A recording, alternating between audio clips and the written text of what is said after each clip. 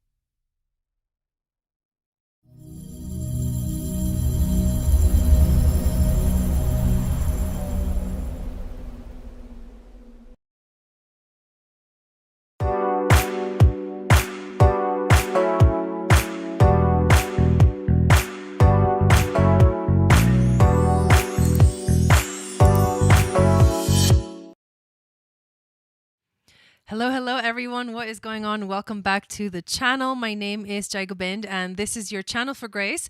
Thank you guys so much for being here live, and thank you to all of you that are watching this replay. Tonight we're going to do mini readings. I am excited to be here. We're supposed to usually do these on Fridays, but we had our new moon on Friday, so we were doing the ceremony. So here we are, Sunday night mini readings. So welcome Warrior Sisters of Light. Welcome Valerie. Welcome Rebecca. Welcome and yes, that's right, it's Kimberly. I will get it. One of these days I will get it. It just usually takes me a minute. So if you want to get on the list for a mini reading tonight, you can send $25 to my PayPal. There is a link in the description of this video that which is my PayPal, and you can send the 25 and then I'll add you to the list. So we actually already have 3 people on the list for tonight. So again, thank you to those of you that have gotten on the list, and you can choose from an astrology reading, which can be a natal chart reading, a transit reading, a progress chart reading, or a synastry reading.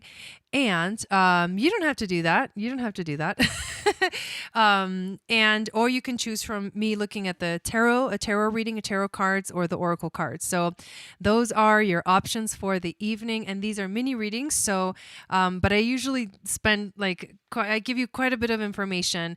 This is really good for if you're needing guidance like right now, if you are needing to find the answers to something, if you're going through something, if you're not sure what's going on. These are all reasons why to get a mini reading. Hello, Wendy, and hello, Melissa. Welcome back. I'm going to make your Warrior Sisters of Light a moderator, Kim. So you can use that channel too if you want. And I'll know that it's you, because now you're going to have a wrench. So before we get started, on our list is Christina Maria, Melissa S, and Rebecca Smith. I don't know. I'm probably butchering it, but Rebecca S. Those 3 are on our list for the evening so far. The list is open after that. And before we actually get started, I want to welcome you guys to this community. I would love for you to join me on my email list by downloading my free moon astrology guide, which tells you what your psychic gifts are based off of your moon sign. And then once you're on my email list, what you get is a weekly moon magic report. And then I always tell you guys first when there's sales going on, when there's, hello, Belinda, welcome in. I'm all moved in Flagstaff, so back in Arizona. So when ever there's news, things coming up, workshops, special programs, products, new products coming out, I always tell the email list. And so you always get all the information from me. You never miss a notification. Also, if you're new, please subscribe and make sure you hit the notification bell, as well as give this video a thumbs up. And share it out with your friends if you feel like they would be interested in this content. I am getting ready to release some new type of content, which I'm really excited about. And you'll be seeing that this coming week. And it'll be for every season. I'm going to be releasing a horoscope for each of the signs based off of the energies of that astrological season. So, hello, Dawn. I have been meaning to message you. Maybe I'm like telepathically communicating for now, but we'll get to your session. I've been like moving and all this crazy stuff, but it's good to see you here on the channel, and we'll be in touch about your session very soon. All right, let us get started. So we're going to start with Christina Maria, and she may not be here in the chat. However, I am going to pull up her chart, and to make it a little bit more interesting for you guys, let me quit this. Yeah, I figured, Dawn, I figured. Let me switch this over, and you guys can actually see me start to add this. I also have been, today, I ate a little too much sugar, so I may be sneezing, but no worries. I am totally fine. I just cheated a little bit and ate something I shouldn't have, and now I'm feeling the effects of that, which is the weirdest allergic reaction to sugar: sneezing attacks. So it's probably bad because I take advantage of the fact that, like, oh, well, I'll just be sneezing. And then when I'm sneezing, I'm like, why did I do that? This is miserable. But I'm excited to be here with you guys. Okay, so you should be able to see my program. Let me know if you do. Thank you. And I apologize if you hear me blowing my nose, whatever. Okay, let's pull up Christina's chart. So Christina, October 21st of 74, and we've got 2:14 p.m. in Ontario.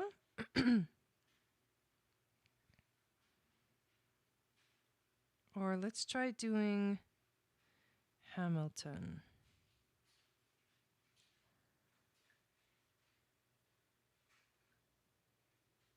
Hamilton City, Canada. Okay, that works. October 21st, 1974, 2:14 p.m. All right. I really like this chart. I love all that Libra in your chart. It's really beautiful. So now, oh, that's right. We were going to do some transits. So let me actually add the transit chart to this.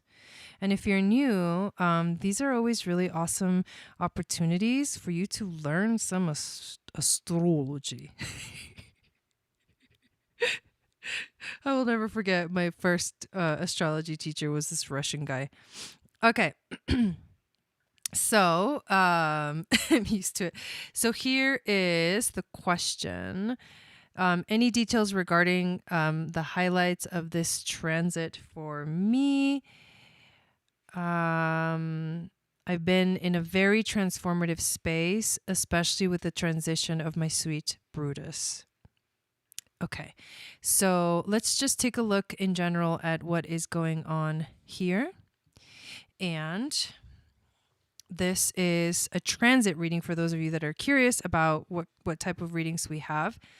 The synastry reading is looking at two people's charts together. And so you look at, it's like compatibility, how they interact with each other, what are like trouble points, what are like harmonious connections between you and another person. It doesn't have to be romantic, but it can be. Most people do like partnerships or like boyfriends, girlfriends, husbands, wives, things like that. But you can do like a synastry reading between like you and your sister or like you and your mother and things like that. So that's what a synastry reading is. Okay. Let me take a look at this and see what stands out the most right now. And we are going through a very beautiful transit. I'm just going to point it out right here. I've been talking about this a lot. This is a very important transit. The moon conjunct Venus conjunct Mars. Tomorrow it'll be exact. It's a beautiful portal that's opening up in the energy of Leo. I do notice that you have your vertex here in Leo and also in the 7th house of relationships. Your vertex is also somewhat close to one of the royal fixed stars, which is Regulus. And this is activating too, because the vertex is about karmic connections, lessons from the past. It usually has a lot to do with relationships. But since we are talking about your sweet Brutus and the transition that you're going through right now, I feel like this also has to do with the relationships. Now I feel like I just got this image of a playful energy, like a playful child or a playful puppy, and that's the Leo energy. So I'm literally feeling like he's giving you a message right now, like I'm doing amazing. I'm having fun. I'm playing. Like, this is what we chose to do together. And he's really excited. Like, he's really happy that like I'm actually talking to you right now and he can talk through. So I don't think I've ever had this intense thing happen, but I feel him and I think he's so sweet.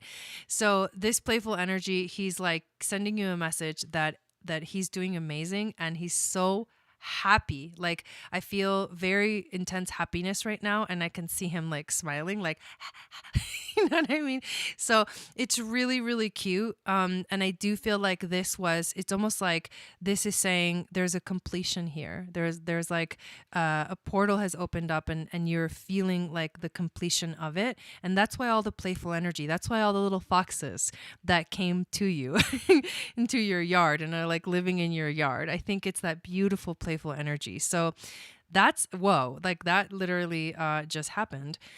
I will also, let me see what else is coming through here for you in terms of right now. This kind of caught my attention and I know, right? And I see the sun right now is at 19 degrees.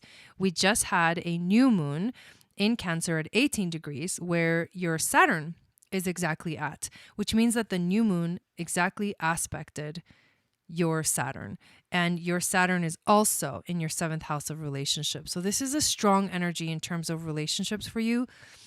This is a new beginning also because Saturn has to do with the father. Saturn has to do with authority. Saturn has to do with your own maturity. And also in Cancer is connecting to your heart space and being in that sacred space.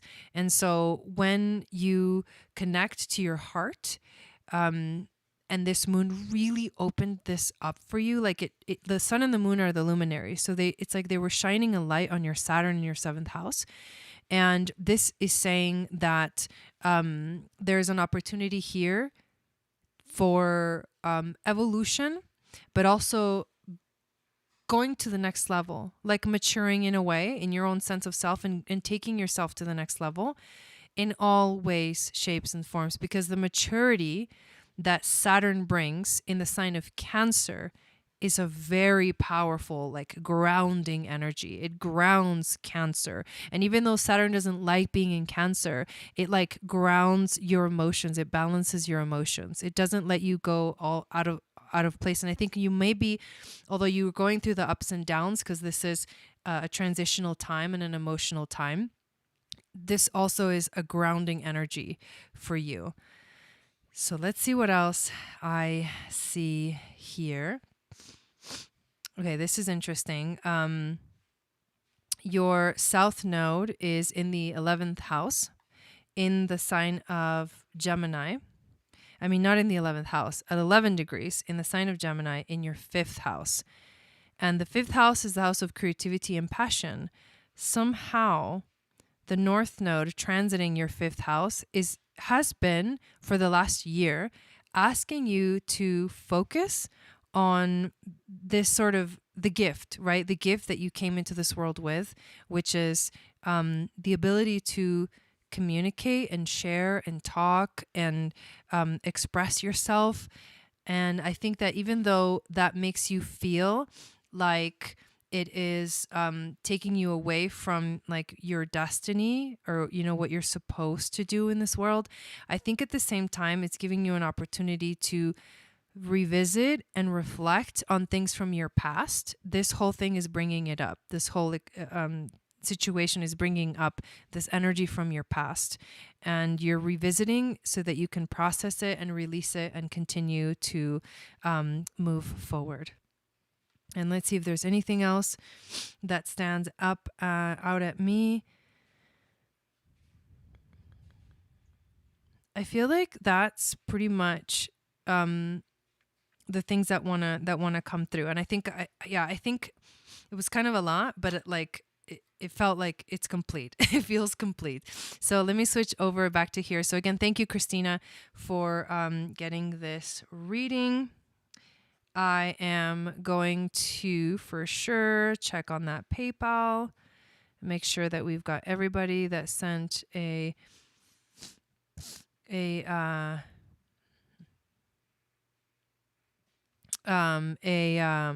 it called? A payment. Okay, so let's check messages. We answered Melissa's question. I just paid for a mini reading. Is it too late for tonight? I haven't received the payment yet, Maria. So will you double check that it's correct and that you're sending it to the right place?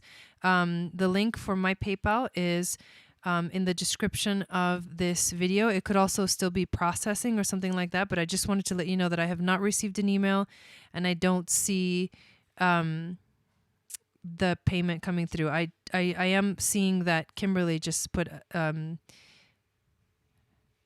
on. Kimberly, I see Kimberly's name, so I'm going to add your name to the list. That one just came through. And I get notifications, so if I'm not getting notifications, it could be because sometimes payments take time to process, and sometimes there's issues. So we'll just keep checking it. I'll make sure that it's And then Julene also got on the list. Hang on, there's a notification here on my PayPal. Oh, it's about something else. Not que ver. Okay, let's add Julene's name. Okay. So Melissa is next on our list. So why don't you go ahead and put up your question, Melissa, and we'll figure it out, Maria. Okay. Let's see. And I also don't take Super Chat. I just take PayPal. So that's the way to get on the list, just so you guys know. Hello, Kim. Welcome in. Yeah, I know. It's been a while. Awesome. Okay, Julene. I love it. I did get your payment, Melissa, earlier. Yeah, I did. And it is your turn. So go ahead and put up your question and whether you want an astrology reading or a readings with the tarot cards or the oracle cards, and then we'll get right into it. I have all my cards here too. So, and I love doing the tarot card readings as well. What I would do, Maria, is I would check the payment that you sent and make sure that it's like fully processed and that you did send it to, I think it's Eagle Star Yoga. Don't use that name. Don't try to search for it, but that should be the name that my business is under PayPal. Thank you for that donation, Kim. I really appreciate that. Are Chandra and Jai's human design astrology readings? Yes, yes. We just haven't planned for one in the near future, but we will soon. Like I said, I've been like in a transition. I've literally been in transition for like 6 months, you guys, and I have finally arrived at my own place again. So now I'm like ready to like get back to a really serious regular schedule. So it's been a little wild. I'm amazed that I've been able to keep up with everything. Because like based off of the situation I've been in for the last 6 months. All right. What message does Spirit have for me for my solar return? Ooh, I love that. So when's your birthday? Yeah, you're welcome, Maria. And let's figure it out. When is your birthday, my dear? And I love that you chose a tarot reading for this. Oh, a card just flew out. Let's see what we got for you. What does Melissa need to know about her solar return? Destination overload, right? Okay, and then there's another one.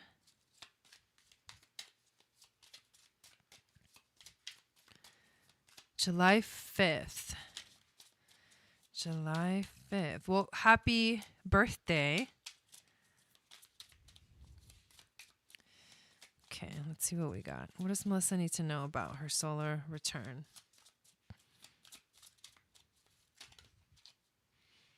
Here's another one. Nice. And I'm so excited about our doTERRA essential oils challenge that we started today. Oh, I'm so excited about tomorrow. And thank you to those of you guys that joined the Telegram group. By finding me on Telegram, I am really happy to be connected in that way. Like, you have no idea. Okay, so I'm going to pull 2 more cards. Yeah, I know, right? It's just like staying in there, hanging in there, and like getting it done. All right, 2 more cards. What does Melissa need to know? Okay.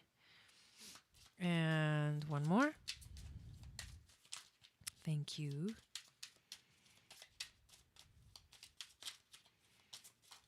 And there we are. Okay, let's take a look at what this is. Let me show you the cards that we got. And let me kind of rearrange my desk a little bit. I've got stuff everywhere. I also have my little astro dice. If I feel called to use them, I'll definitely use them. So this is this the Queen of Pentacles? I think it is. I think it is the Queen of Pentacles. And it's actually a really cool image. So let me show you the card. We got the backside of the card. I don't think I'm not gonna read reversals tonight, but I will show you the side of the card that we got, which in this perspective of this is like looking from behind forward. I also I see a hawk. Let me show you the front as well, because these are really cool cards. So she's wearing like antlers. And this is the Queen of Pentacles, which also has the vibe of the Empress. But let me tell you about the hawk, because the hawk is actually a really beautiful thing. When the hawk arrives, especially any kind of hawk, but especially like red-tailed hawks, they are the messengers and they bring messages to you.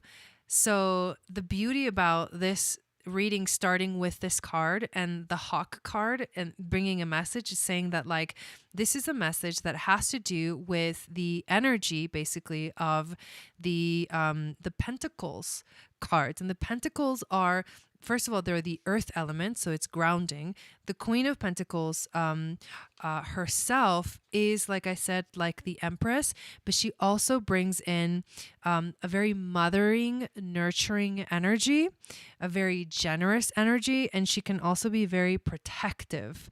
She is holding space for you, and I feel like this is definitely something that is saying it has to do with your physical reality, your physical self, your experience here in the physical, like your physical body, And I'm talking about like the difference between our physical body and our emotional body or our mental body or our spiritual body, our energetic body.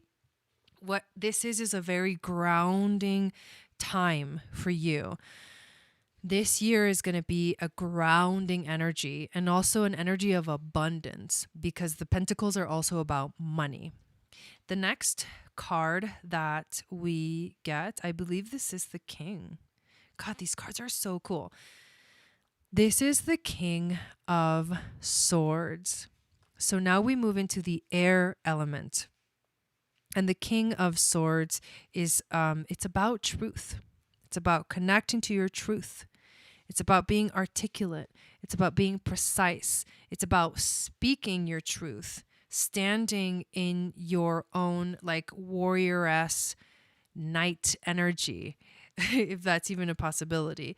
But we get a king and a queen to begin this reading. And I want to mention again the portal that's opening up right now with the new moon in Cancer and the moon Venus portal in Leo. That is the king and the queen. And so it's like I feel like this year for you personally, the message is you're stepping into your truth more. You are finding more grounding, and you feel supported. I think you're going to feel supported for sure. You actually, literally, I think this is the Empress card, like no joke. The Empress card literally comes through. And the Empress card is, again, the earth, the grounding, the connection to Mama Gaia, Pachamama. This is abundance. The Empress card, remember in the traditional tarot, there's so much, the fruits are growing, and this is that kind of abundance where like we feel the fruits of our labor. It's almost like I feel like you've been working really hard, and now you're in your truth. You've expressed your truth. There's support for you, and it'll just continue to get more beautiful. The next card we get is the Four of Wands, which is a card of celebration. If you're in a relationship, what this card can represent is actual marriage. This is also the Wands, which is the fire element. And this is about harmony coming into your life and stability. And for sure, I feel that with all of the earth energy that we're seeing so far. The next card we get is the Six of Pentacles, which is connected to childhood memories, past lives, soulmates, twin flames, all that good stuff. Again, it's the Pentacles. So it is very much a connection to money and abundance. And in a more specific way, this card is actually also, let me correct this, because I was thinking, for some reason, I was thinking about the Six of Cups, but don't feel like I messed up on the message, because we don't, right? We don't. As intuitives, we don't mess up on messages. Like for some reason I was like, oh yeah, this is the card of childhood memories. So that is coming through as well. And now with the actual message, the traditional message of the Six of Pentacles, this is giving and receiving. And so there's a balance that's coming in to your life. That's what I feel. There's a balance that's coming in, and you have been working really hard. Again, the Three of Pentacles. So a lot of Pentacle cards. This is definitely a message of like, you're doing the right work. What it will be good for you, especially with this Three of Pentacles, is to cooperate or work with other people, be creative, and teamwork. Working with other people as a team to do the things and manifest the things that you truly want in your life for this coming year. So overall, here's what I feel energetically. I'm like anchored. I feel solid. The first three cards are all sitting on this like throne made of stone. So it's like grounded. That's what I feel is the underlying message of this whole thing. You are very grounded, but don't get too stuck. If you feel stuck, like, just stand up and walk forward and take the manifestation forward. But I definitely feel like you're very grounded right now. Okay. Thank you so much, Melissa. Now we've got Rebecca is next. So feel free to put up your question. And we have not received any more payments. So I just wanted to update that.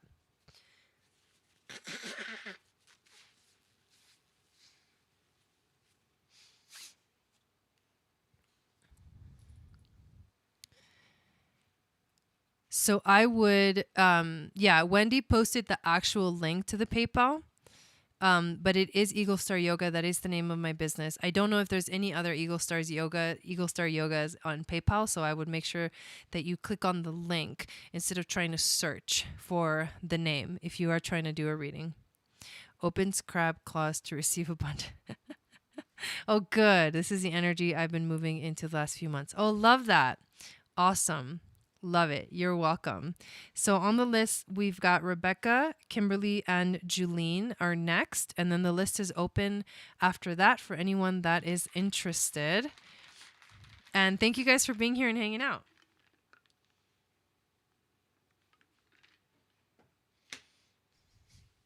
It feels so good to be home, you guys. Like, finally home. Even though there's still stuff in, like, the living room is still like, okay, now I got it, Maria. Now I got it. Maria Smith. Boom.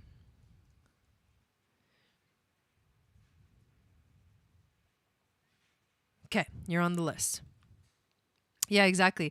But even though our living room is completely and utterly a mess, it still feels amazing. I actually moved some stuff out of the way of my workout machine. I got it this time, Maria. Thank you. So I moved some stuff away and I got on my workout machine and I did a 30-minute workout and I'm like, yeah, I just love that. Can you check the recent aspects for my husband and I? Ooh, and then we have another payment from Belinda.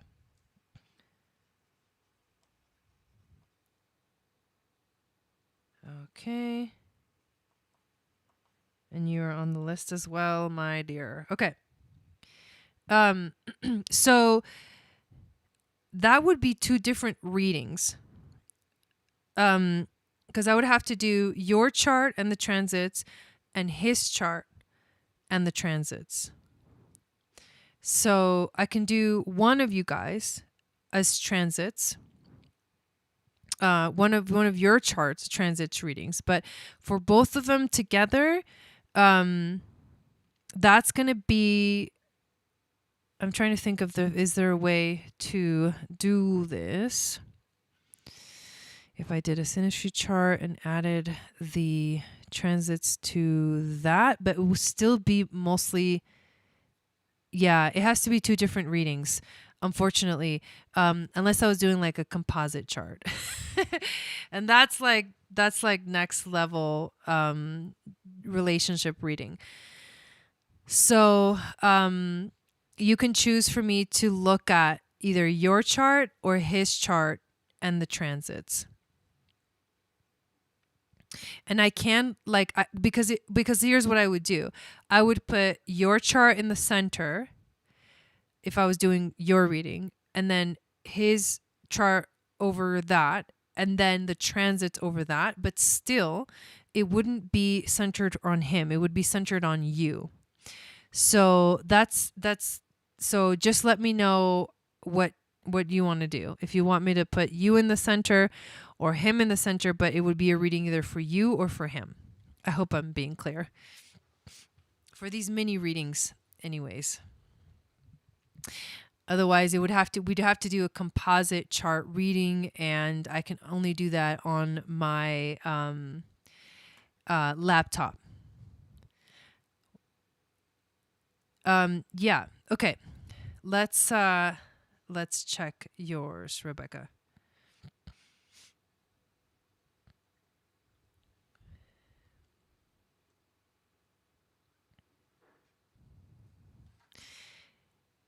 Yeah, I figured. I was just like, oh, that's going to take a minute.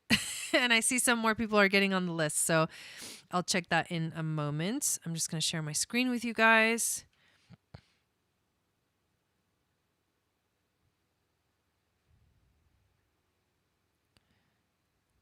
Okay, so let's do Rebecca. So let's do a transit reading for you. January 22nd. And is there anything specific that's going on that you have a question about? Why is it doing that? Smith Falls.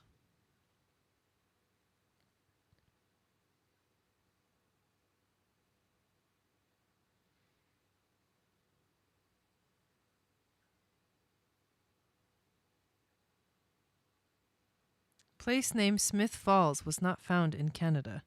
Oh, Smiths, because I didn't do the S. I actually like how accurate this thing is.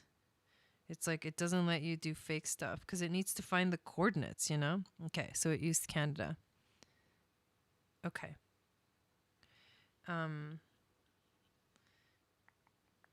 January 22nd, 1977, 4 p.m. Okay. Current transits.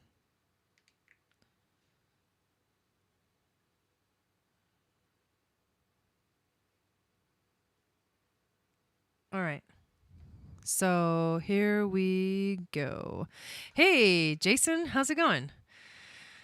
Sevasunder. Let me see what else I missed on the list. And can you guys see the chart? It does feel like home when you're around your things. Totally. Let me just make sure I checked all the stuff in the chat. Okay. So this is your chart in the center and then the transits on the outer circle.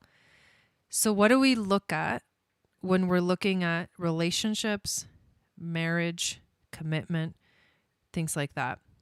The first thing that represents marriage and relationships is the 7th house. The other thing that represents marriage and relationships, believe it or not, Saturn right now is coming in strong. So we're going to circle Saturn both in your chart and in the transits.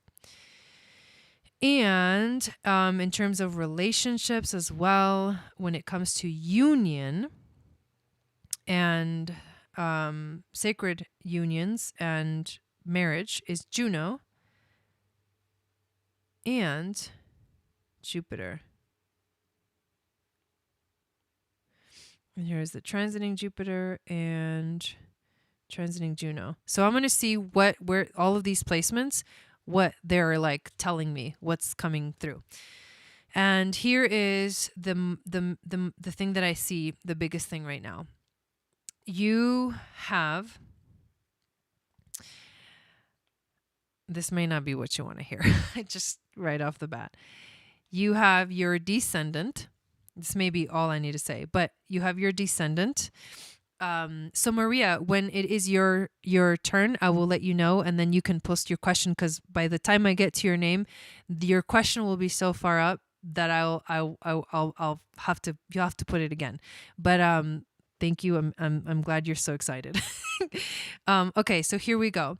The descendant is the cusp of the 7th house of relationships. It does say this is the energy of relationships for you in general. The significant thing that I see right here is that 22 degrees was the exact degree that in 2020, Pluto and Saturn conjuncted. And they conjuncted and they basically created this sort of vortex, this major tower moment in the world, the whole world, where we've seen it, right? The world feels like it's falling apart at the seams. Saturn and Pluto destroy things. because it's time to rebuild. It's time to create a new world. Unfortunately, or fortunately, I don't know the outcome. I don't know what are the energies that are kind of coming through for you in your relationship. But this happened right at the cusp of your 7th house of relationships, which means that right now, since last year, something about your relationships has been breaking down because something new has to emerge.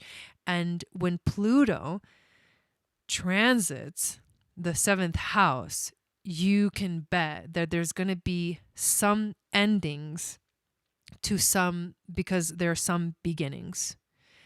So I can't tell you exactly. This means like some relationships are ending because new ones are emerging. I don't know exactly how that's going to unfold, but I do know that Pluto breaks things down so that you can rebuild them. And he doesn't give you a choice. And that's the biggest theme that's been going on for you since the beginning of 2020. You also have your sun right here. So relationships are a big deal to you. You almost define yourself in your life through your relationships. So when things are not going good, that means things are not going good for you internally, and that never feels good. So that's the first thing that like seriously jumps out at me. And there was also, okay, here's another thing. The nodes last year were also in Cancer and Capricorn. And so that means that the North Node was transiting your 1st house and your 12th house a little bit. And the South Node transited your 7th house. And that means that the South Node transiting the 7th house is, or was it the North Node Capricorn? Hang on. No, the North Node Cancer. No, the South Node was Capricorn. Sorry, I just had a brain fart. It was North Node Cancer. So this means that last year, like the universe was saying, you need to focus more on yourself. You need to focus more on your own energy, on your own identity, on who you are, your own independence, not so much on your relationships. That's not where it's at.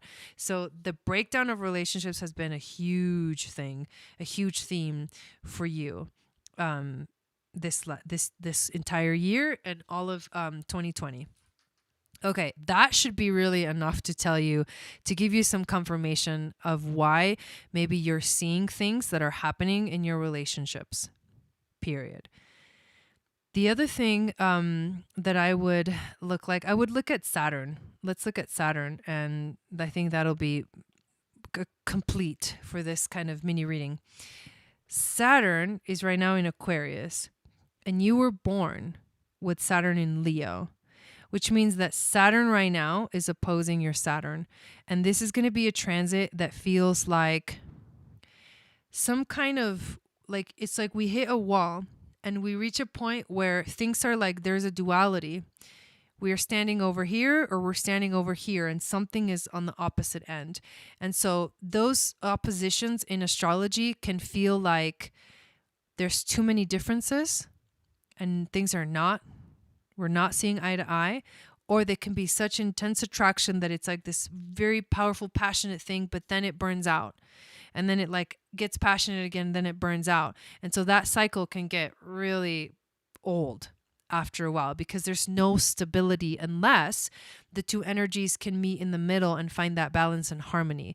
But Saturn opposed Saturn can feel like there's a challenge and something is coming up that needs to be resolved. And all Saturn transits are maturing energies. So whether you feel like you're already mature or whatever, it doesn't matter. It's not that kind of maturity. It's almost like a sobering energy. And so that's what you're experiencing. That's what you're feeling. So unfortunately, they're not very happy transits. And that's why I was like, oh man, this may not be what you want to hear. But just know that in general, there's a lot of transformation, endings to new beginnings, and learning a lot of lessons, because Saturn is the Lord of Karma as well. And there we go. I feel like that's complete. That says a lot already about what's happening for you, Rebecca. Sorry to be the bearer of kind of gnarly news, but that's what I see in your chart specifically. Okay, let me make sure we've got everybody on the list that got on the list. Okay, so next we have Kimberly, then Julene, then Maria, and then Belinda. And thank you everyone for being here.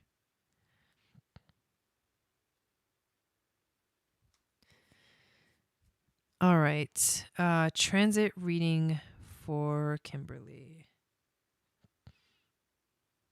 Let's do this.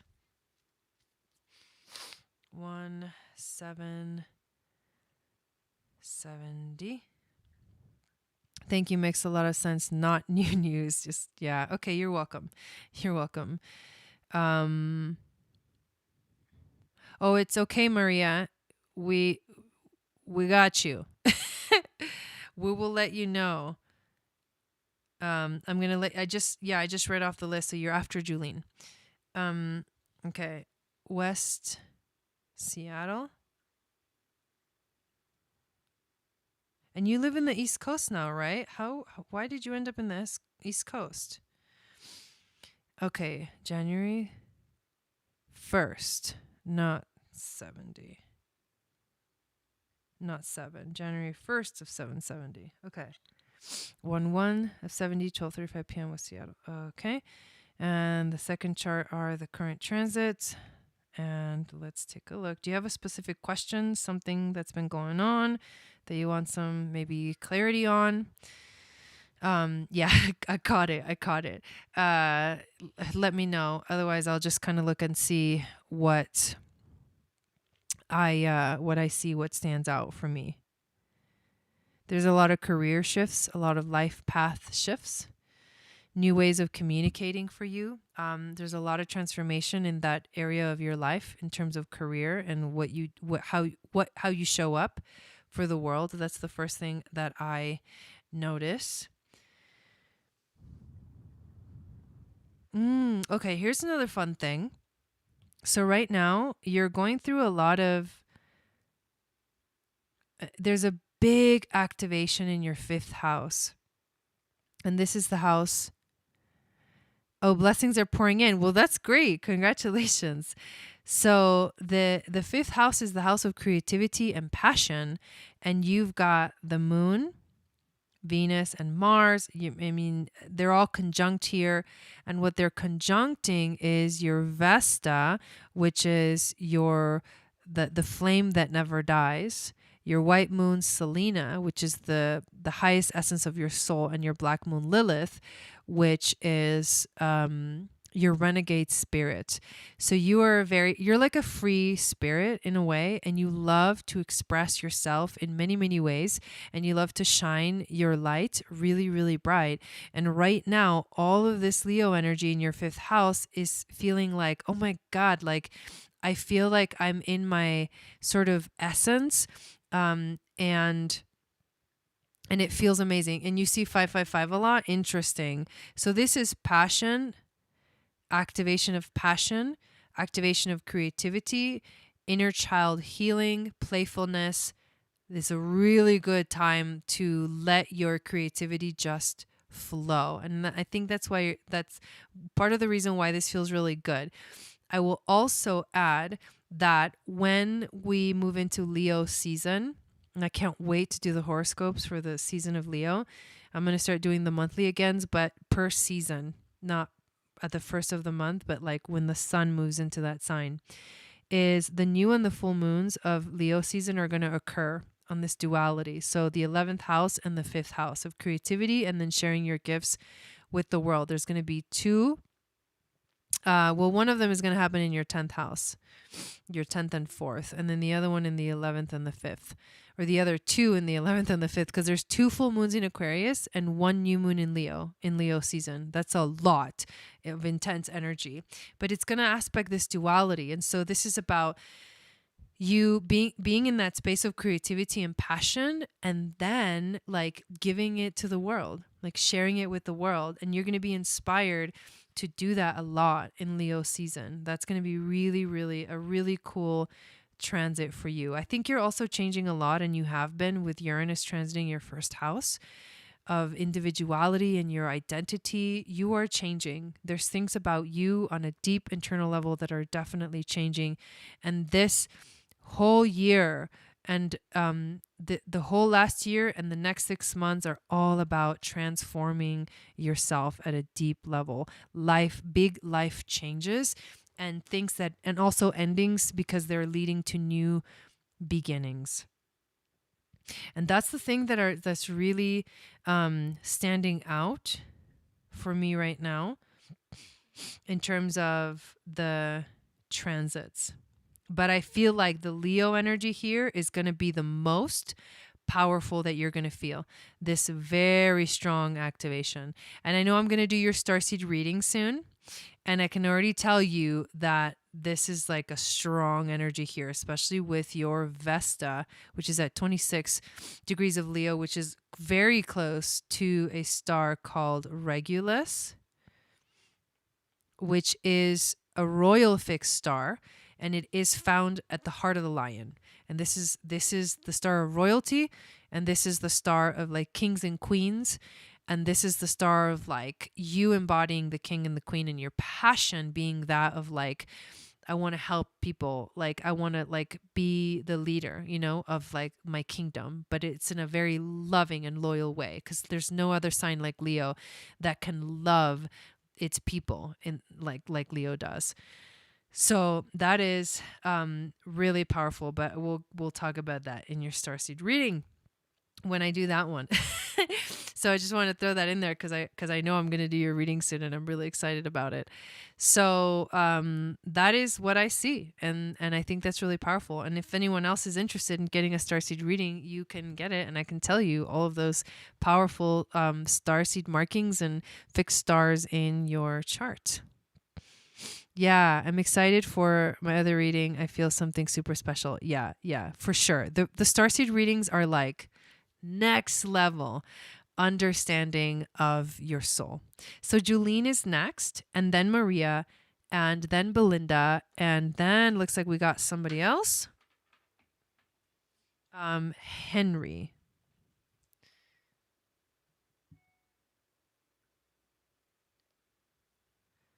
Let me just double check.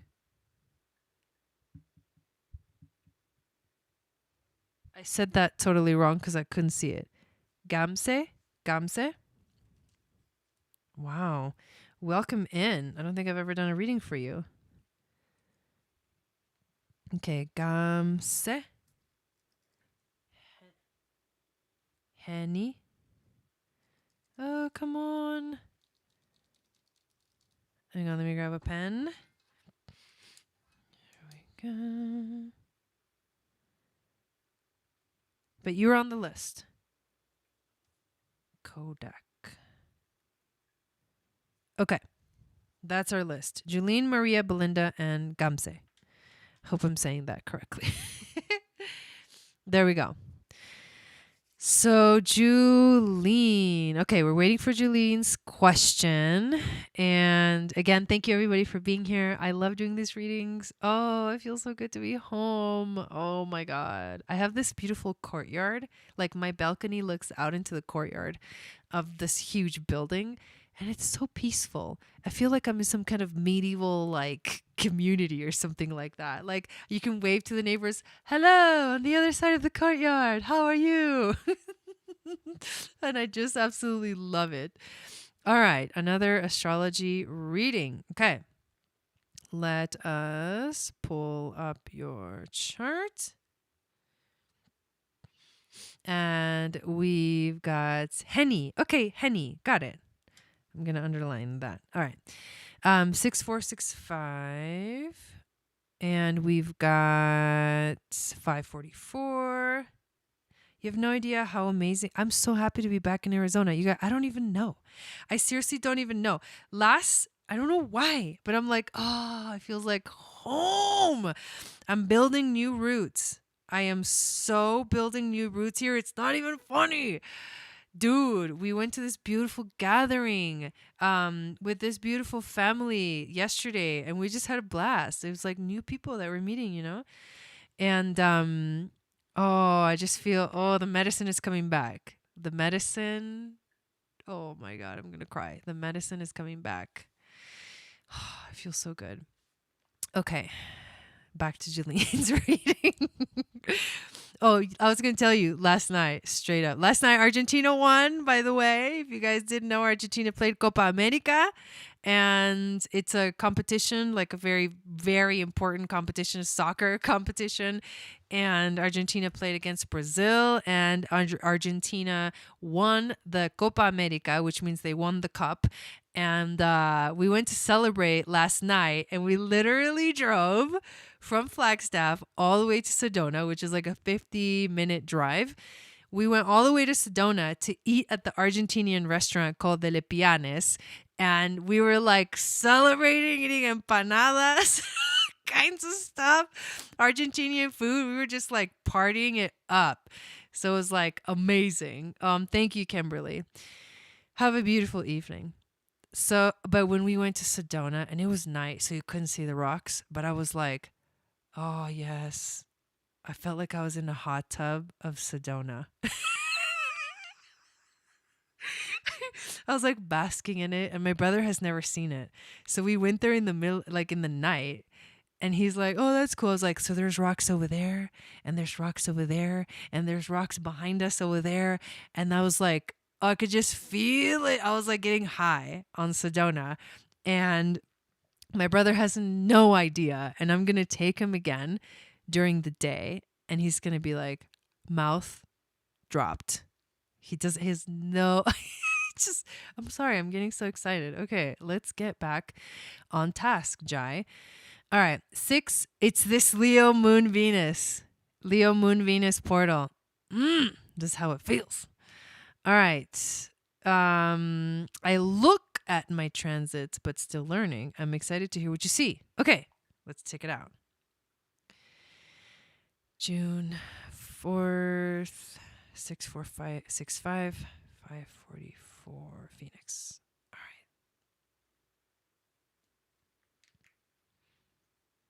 Sorry, I went off on a fucking crazy tangent there. Anyways, I just want to tell you I'm happy. It's amazing. All right. Arizona is special. I'm a bit partial. Yeah. I'm learning about it. Here we go. Let's check out these transits for Julene. What's going on?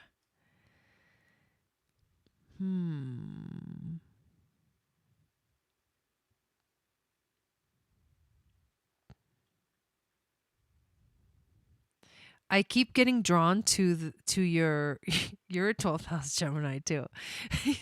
Look, it's a 12th house Gemini. So I feel really drawn. Right away I was like please zoom in. And it's because of the North Node transit. I mean, you're going through a nodal return. I think we've talked about this before. I've said it before, but it's like it's a big deal because I feel really drawn to it. The North Node is basically already it's conjunct your Jupiter, already your Sun and your own North Node.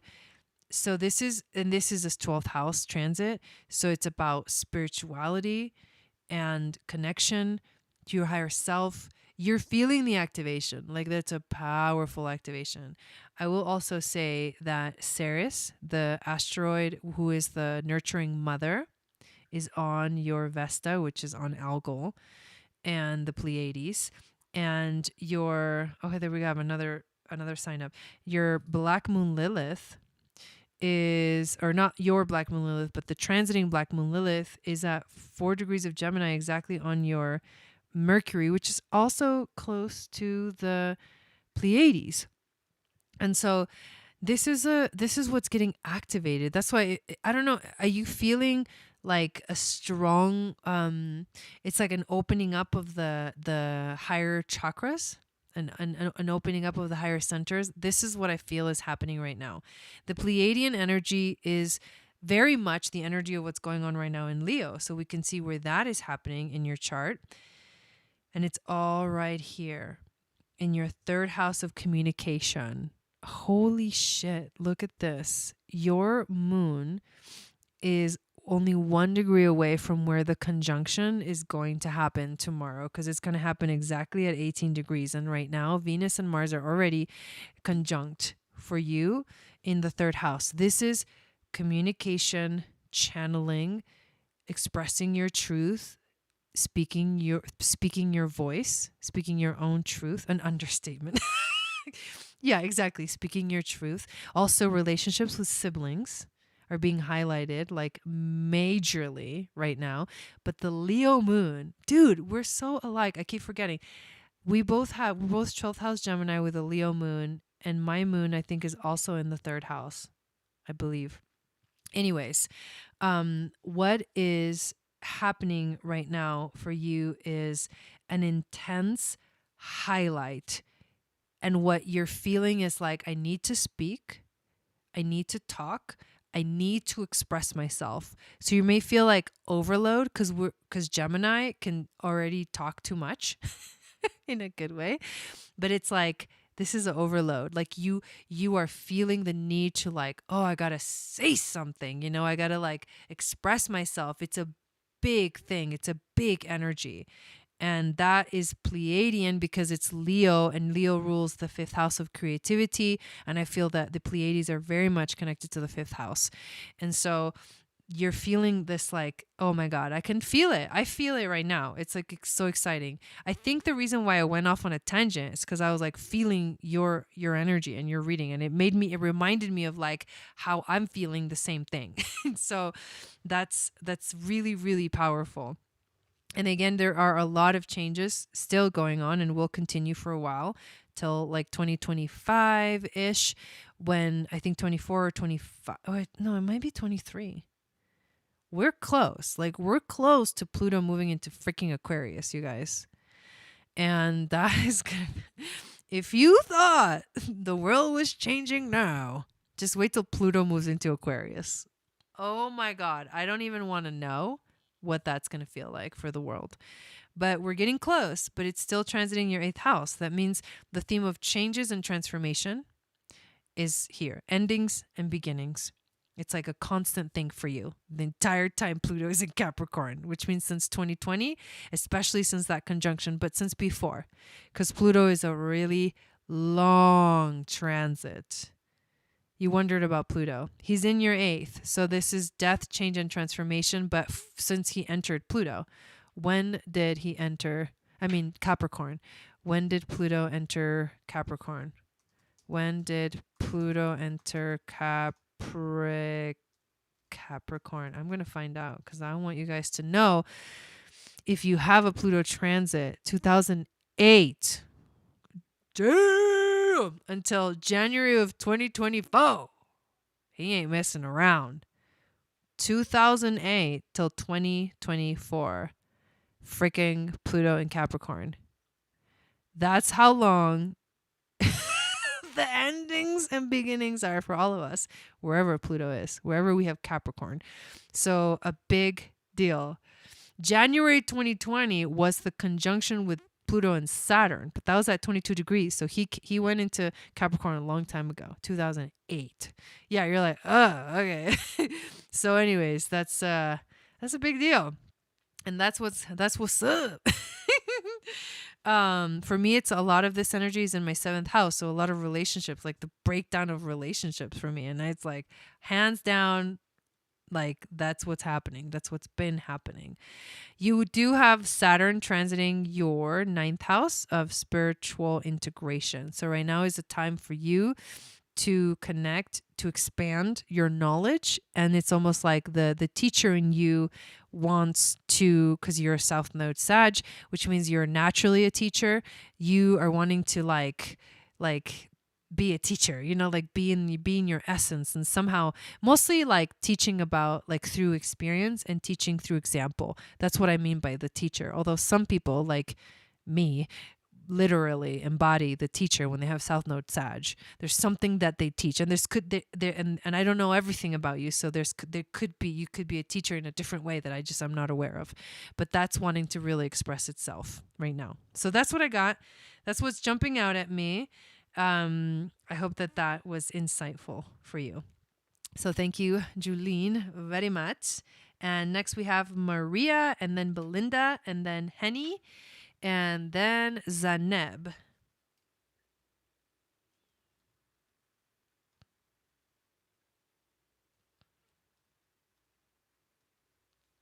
All right.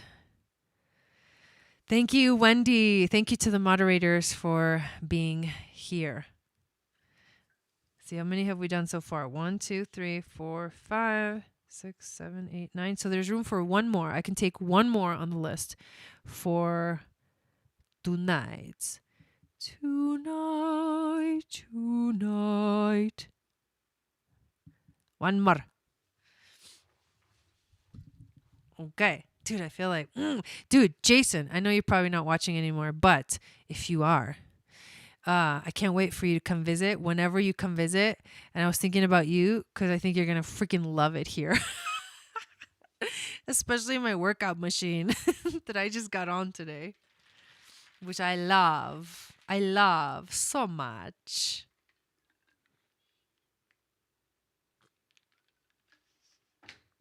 So Maria, we're waiting for Maria's question, and then it's Belinda, and then Henny, and then Zaneb. And if you and Wendy, thank you for putting that up. If you're having a natal chart reading, or transit, or progress, or a compatibility reading, please have your question, your date of birth, your time, and your location ready to copy and paste into the chat when your name is called. So it's not your name. It's not your name. It's not your turn yet, Zaneb, but I'm really glad that you're here. We have Maria right now. We're waiting for Maria's question. And then we have Belinda. And then we have Henny. And then you, Zaneb. So that's the order. And then I can take one more for tonight if somebody is like on the edge. On the edge. On the edge. So there we go. New subby here. Hello, Serena. Is that how you say it? Welcome to the channel for Grace. We do mini readings usually on Friday nights. And to get on the list, there is a $25 love donation. And the way to get on the list is you send the $25 to my PayPal, and then I add your name to the list. There's room for one more, Zarina. And so if you want to join us, feel free to sign up, get on the list. And I see Maria's question. All right. Okay, cool. Tarot or natal? Okay, what's your question? Should I keep seeking a way? Whoa! To stop a developer from demolishing my grandfather's house. Give me a second. I'm going to do a tarot card reading for this. I'm going to do a tarot card reading. Or should I accept the situation? Would the developer be open to selling it back to me? Sounds complicated. Okay. Tarot.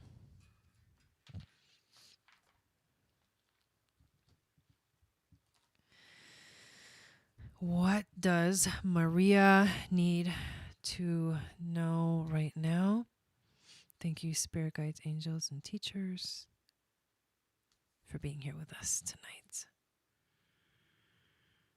Palo. All right. Okay. What does Maria need to know right now? And the last spot has been taken by Dawn. So the list is closed. Boom. Boom. Whoa, getting some strong cards over here. 2 more.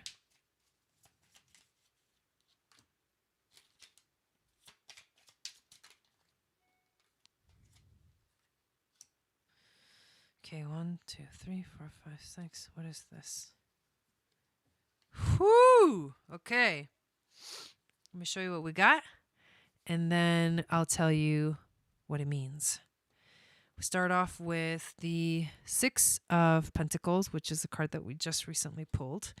However, we move right into the Star card, which actually moves into the, I'm going to do reversals on this reading, which actually moves into, is this the Temperance or the Judgment card or the Gemini card? Hang on. Well, I need to double check. I don't want to mess this up. These cards don't have names. They just have the numbers, and I don't have the numbers memorized. Okay, it is. It's the Lovers card. Reversed.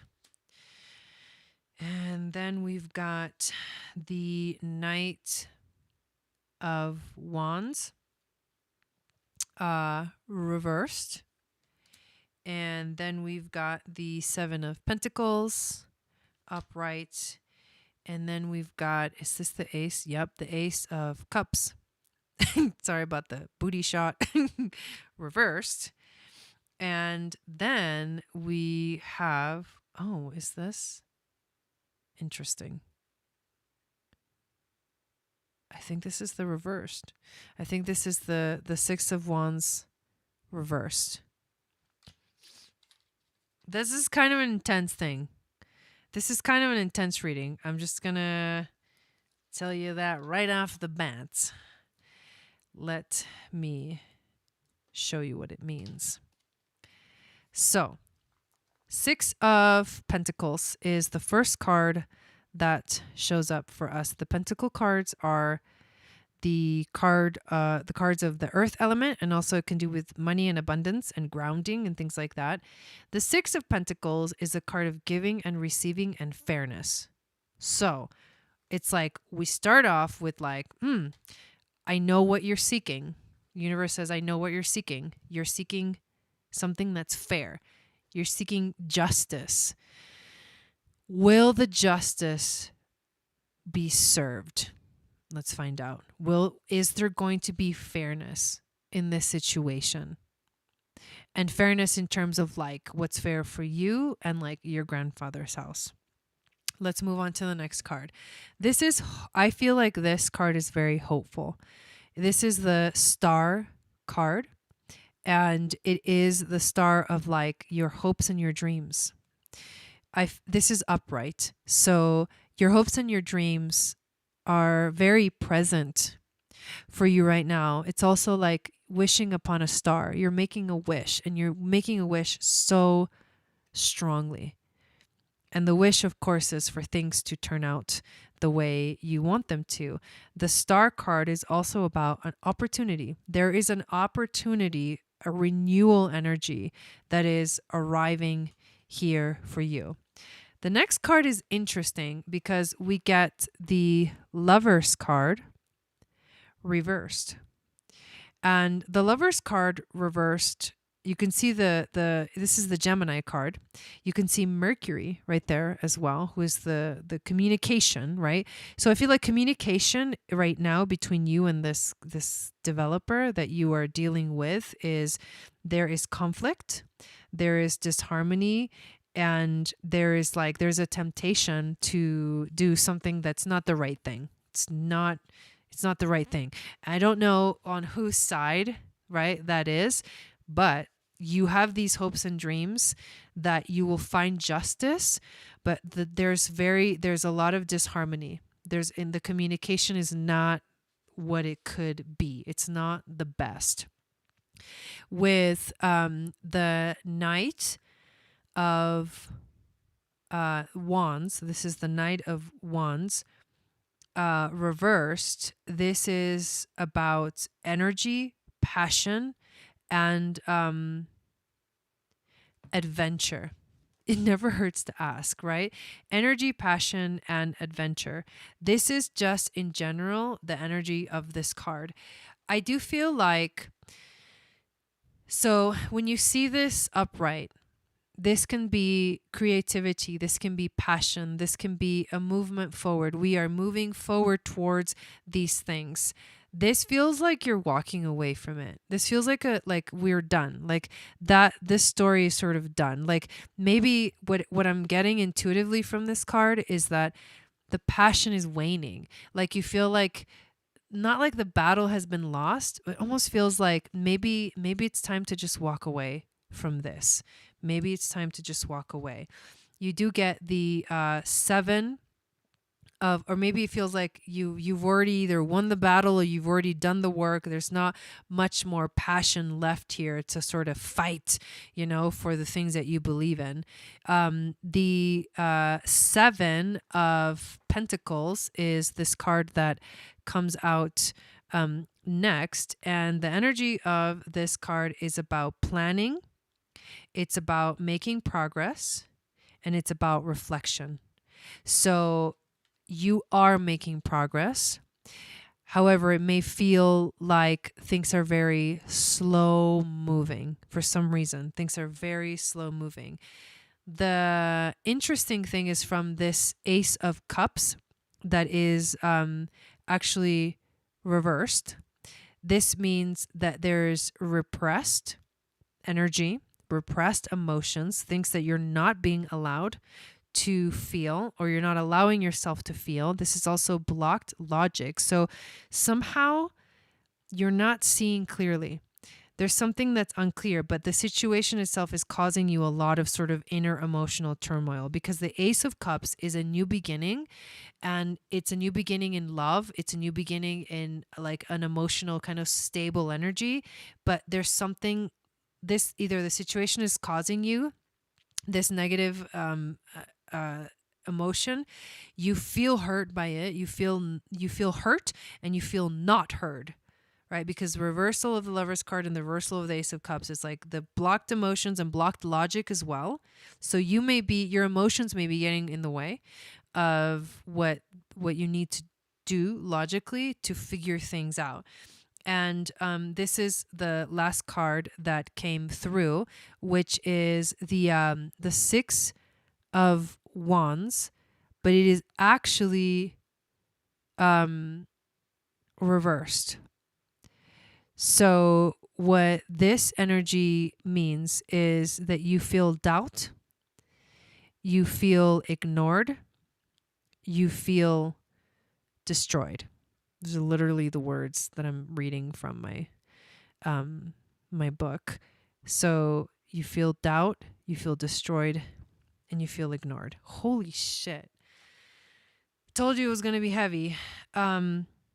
So this is what's happening right now. I'm going to pull some more because I feel like this is a really important reading.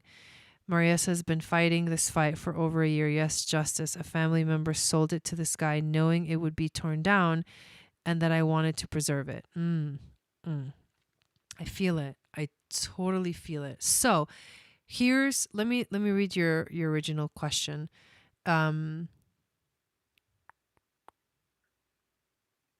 Should I keep seeking a way to stop a developer from demolishing my grandfather's house? Or should I accept the situation? Would the developer be open to selling it back to me? Okay. Basically what I feel like we got is you're not feeling heard. You are not feeling heard right now. So that's confirmation for me, it's confirmation that like we're on the right track with the cards, but I want to pull a few more. And I think I'm going to use my astrology cards next for this one to ask the question, should you keep fighting this fight or like let it go? So let's check it out. Should Maria keep fighting this fight or let it go? First card we get is Aquarius. Yeah, that's pretty powerful there. Should she keep fighting this fight or let it go? Last quarter. Let's do one more. One more. Lunar eclipse. And please always trust your own intuition. Like, I know we just got some epic cards, and I know there was a lot of confirmation about how you're feeling and what you're experiencing. But at the same time, I want you to know that deep down inside, you know the answer. And this may just be confirmation for you that you have the answer already inside of you. Whatever I tell you that the cards are saying is not what you have to do, right? This is for reflection. And your moon in Aquarius, yeah, this is for reflection. And like, don't take it like literally, but listen to the intuitive message that your spirit guides are giving you with the situation. Because I don't want you to be like, oh, I did what Jai said and like it all fell apart. You know what I mean?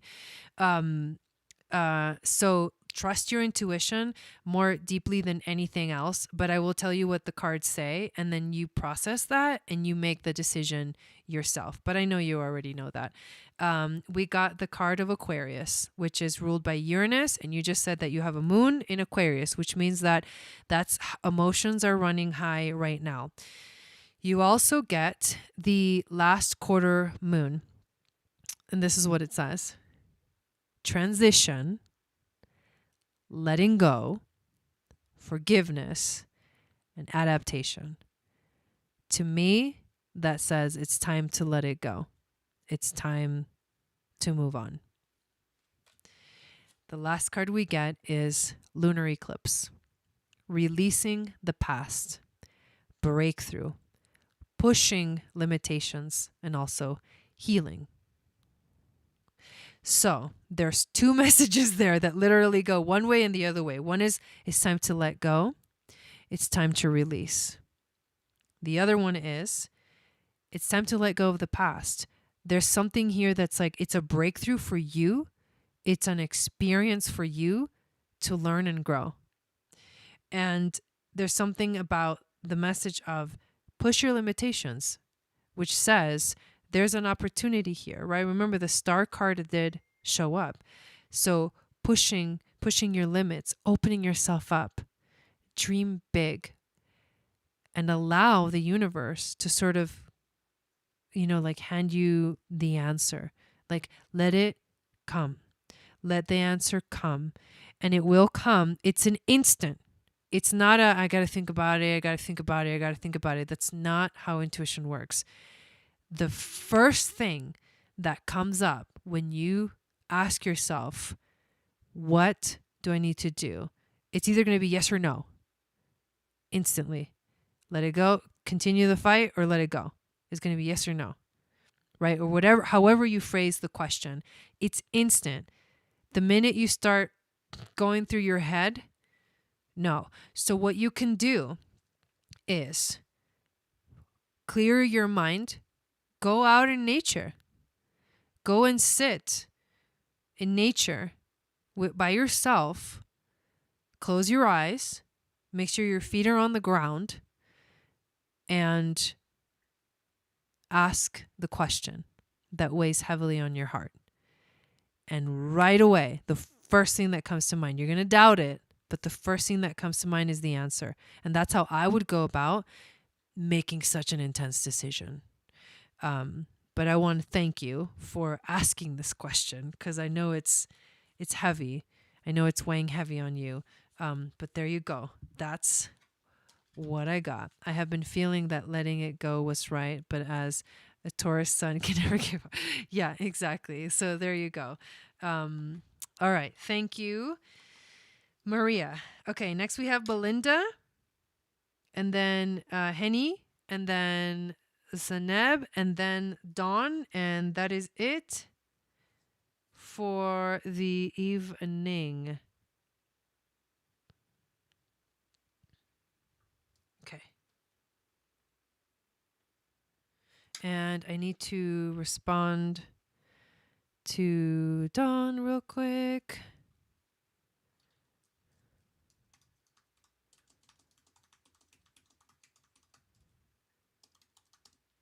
One, two, three, four.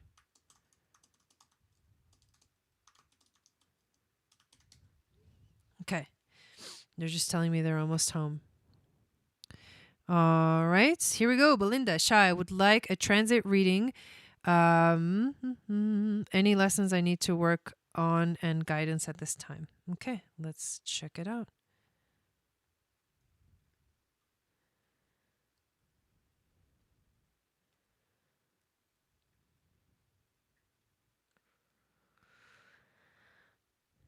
And thank you everyone for being here. You're welcome. You're welcome. 0747. Okay. Let's pull up Belinda's chart. 5:28:63. 9:30 p.m. Fort Defiance.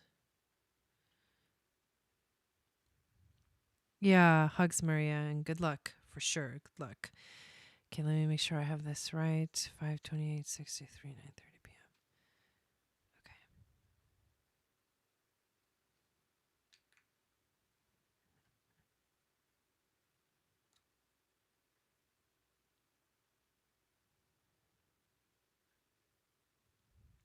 All right, can you guys see the chart?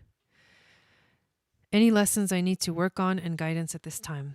All right. So the current thing that's going on right now that we've been talking about is all this Leo, this strong Leo energy right now, and also the new moon that just happened. So I'm going to talk about both of those things because I think they're really setting us up for Leo season. So sun right now is at 19. At 18 degrees, there was a new moon in Cancer, which was technically conjunct your North Node in the 7th house. So this is new relationships, new partnerships. This is new business partnerships as well. This is you finding more connections with other people that feel more like home. That's what this new moon was activating for you. This is your destiny. This is part of you connecting to your heart space, meeting new people, or within your relationships, the relationships feeling more like home and home and home and family. That's what you're finding right now, because your job, your mission here on earth is to follow your heart and to listen to your intuition and to nurture others, to love others and be like this very mother kind of energy towards others. And this new moon was like, let's highlight this theme for you in your life right now. So that's what started this.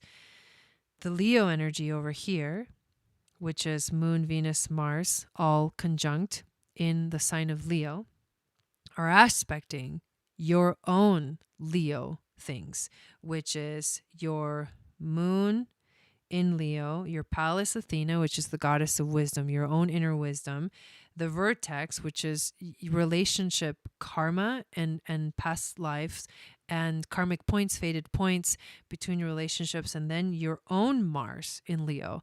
So Mars is all about taking action.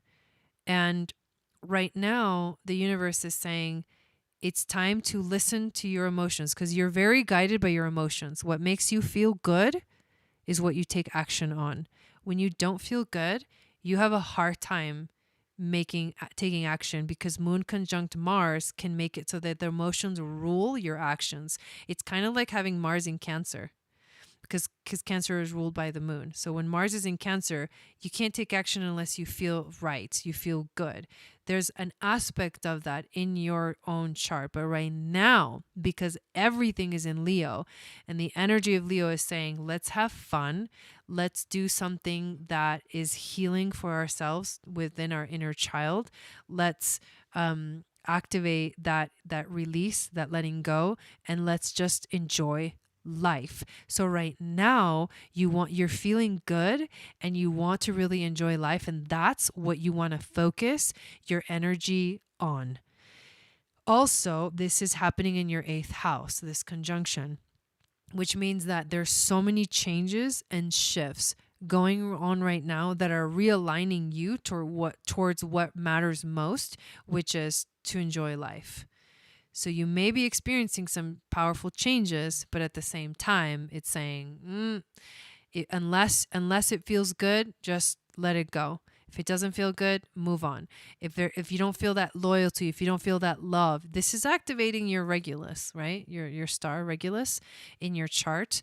And this is saying, think about your higher mind, what you want beyond what just meets the eye, because the shift, it's like the shedding of the skin that's going on for you right now is a beautiful new beginning into something really powerful.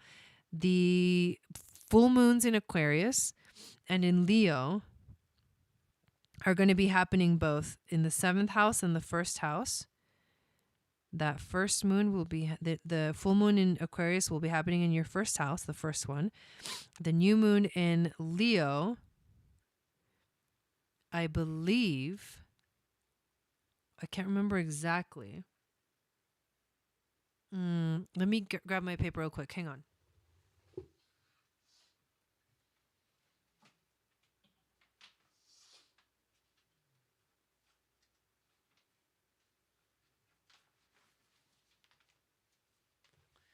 I just want to remember, I can't remember what degree.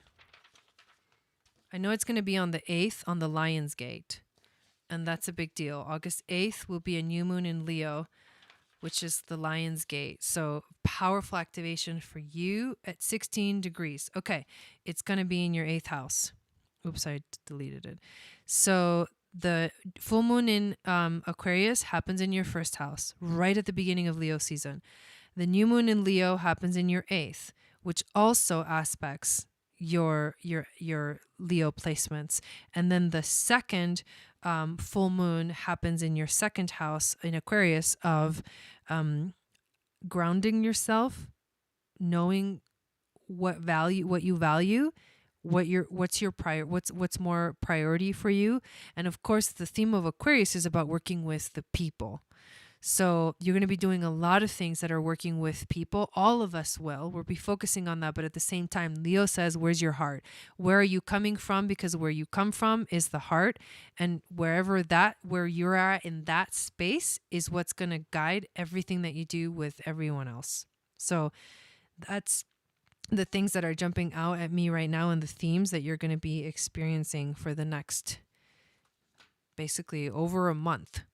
It's over a month, this transit. The sun moves into Leo on the 22nd of July, and it's 30 days, 30 degrees. So all the way through, August. So very strong energies coming for all of us. But this is beautiful. I think this is a positive thing for you, Belinda. So thank you again for getting this reading. All right. We've got Henny next, Zaneb, and then Dawn. So whenever you are ready. And thank you everyone so much for signing up for readings tonight. I really appreciate it.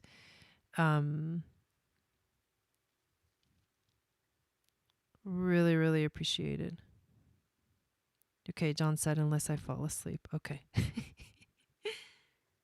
Oh, that's really funny. If you do fall asleep, we'll do it next time. Okay. Good. Yeah. Change is definitely happening. I mean, for me, it's like so in my face. So in my face. For me, it's a very much, I was talking about it earlier. I said to me that feels like the medicine is coming back. It literally is the medicine. Like, not even kidding. Literally, the medicine is coming back. It's crazy, but it feels amazing to me. All right, here we go, Henny. Transit reading, and if it's okay, if you can read me what you see. Yeah, no problemo. Okay, let's go over here. Henny. And we've got 12/9/92.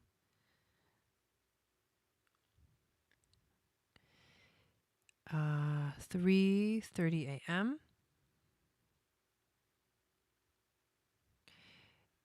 in Helsinki. Helsinki. I'm just kidding. I totally misspelled it. Finland. And I probably butchered that name. Okay, and I'm probably butchering your name as well. I apologize. All right, here we go. 12/9/92, 3:30 a.m. Okay, let's go like this, and let's go with the transits. And let's switch over here. And let me know in the chat if you can see the chart. All right.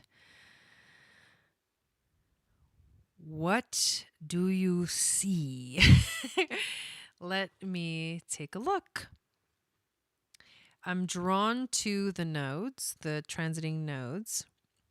For the last year and for the next 6 months, here's the theme that's been going on for you.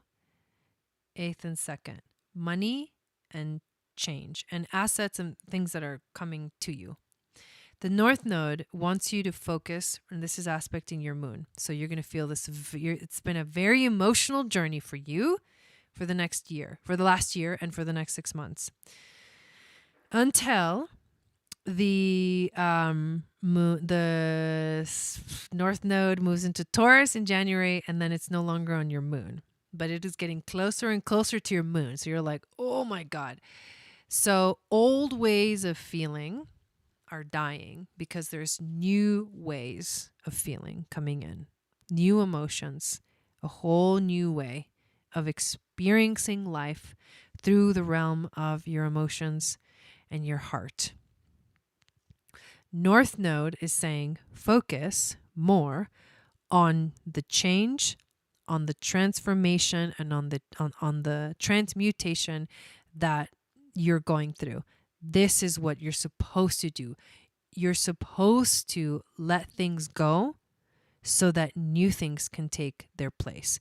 What you're supposed to let go of for this last year and the next 6 months is the old way of your values. You have a whole new set of values. The universe is asking you to clean the slate, let go of anything that doesn't work for you. And who are you now? Who are you now? Because your sun and your North Node, so you're going through the reversal of the nodes right now, which can feel uncomfortable because at one point you're supposed to focus on the opposite thing, but then the universe is like, no, we're not doing that right now. So for you, this feels awkward. It's been an awkward year because the South Node is on your sun and has been on your sun, which means your identity is changing. You're transforming. You're letting go of the past, of your old self, and learning a new way of your self-esteem is coming from a different place right now. Your values are coming from a different place. And that's because you're at a core level, you are changing and you are transforming. That's the main thing that jumps out at me. Your relationships have been changing for a long time. Uranus transiting the 7th house can sometimes mean divorce, endings to relationships, because what you desire now is freedom to explore the world, to expand your mind, you become the rebel. So you're like, no, I don't want this anymore. I want this new thing. And if it doesn't match the old energy, then the old relationships are ending. That's what's been going on as well. You do have Mars in Cancer. I was just talking about this. And the Sun and Mercury are transiting Cancer. Mercury just literally entered Cancer, I think today, in the last few hours.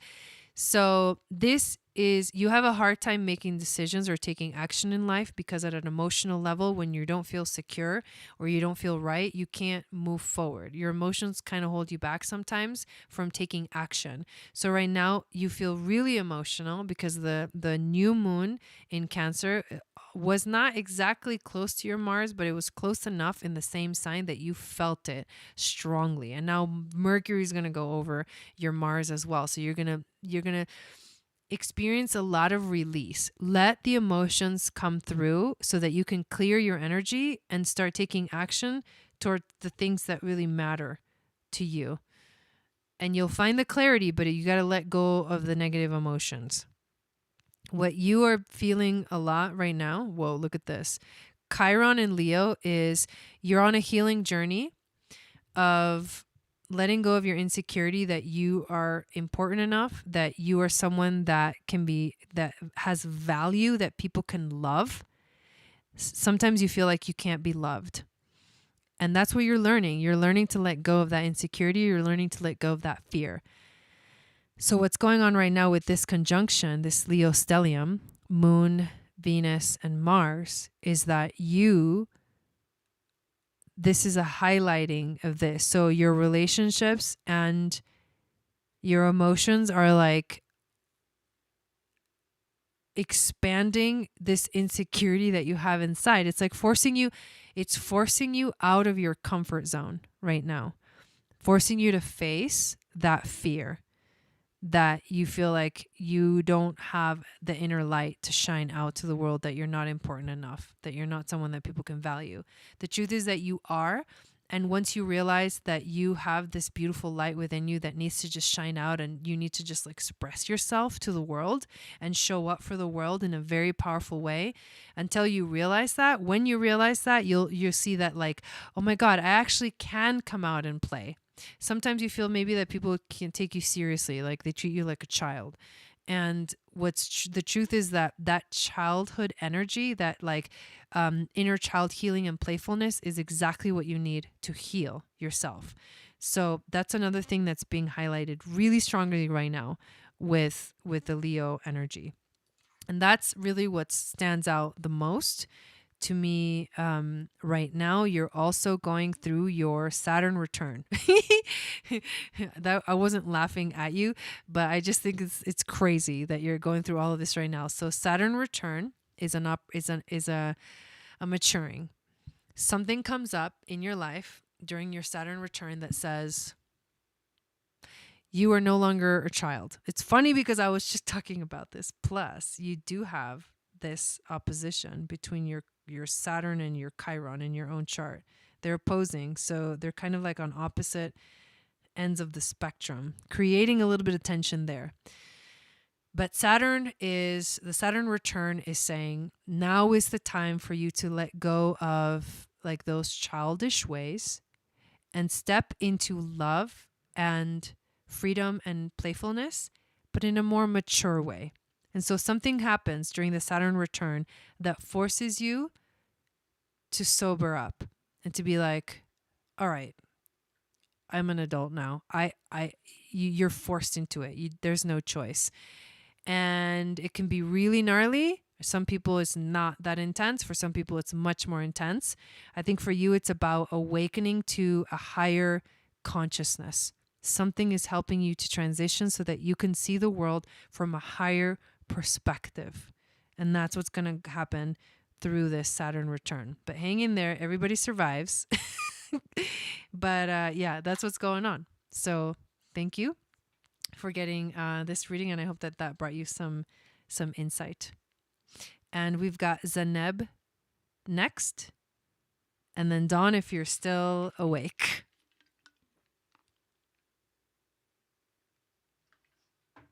And these are the last two readings.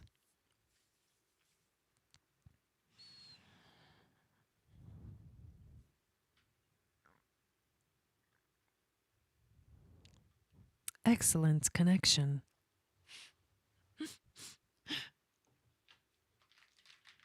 All right, Zaneb and then Dawn. Here we go.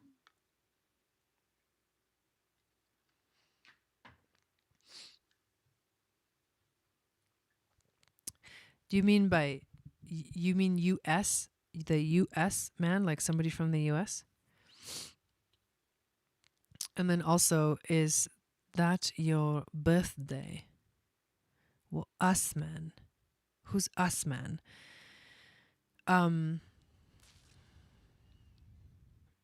Whose birthday is that?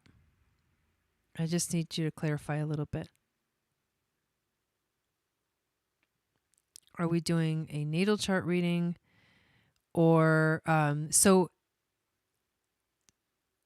what will help me is if you clarify a little bit what you're wanting. His name is Usman. Okay. And also can you tell me in like full sentences, because I don't know exactly what you're answering to when you answer like in one word answers. So tell me exactly what you want, and it's your birthday. Okay, that's more clear. You're welcome, Henny. You're welcome. So let me switch over here. So I'm assuming you want a transit reading because you've put up your birthday.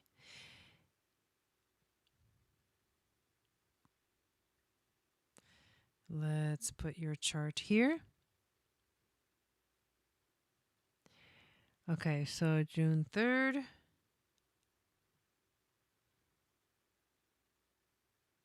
$6,392. 621.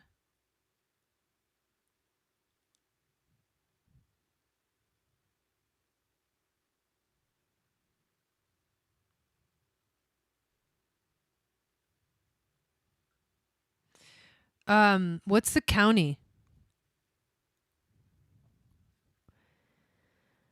Is it Brooklyn Heights or Brooklyn? Well, did you see all the options on the screen? I'm like, what? Is it Cattaraugus or Delaware or Kings when it comes to Brooklyn?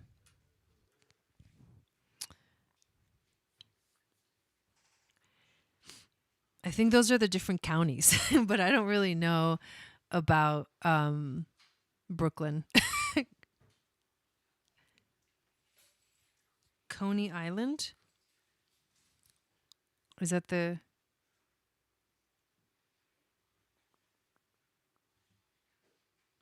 There's just two different options, Cattaraugus, Delaware, or Kings.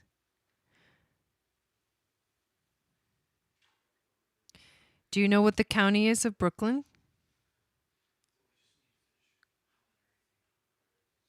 I don't see Coney Island Hospital here.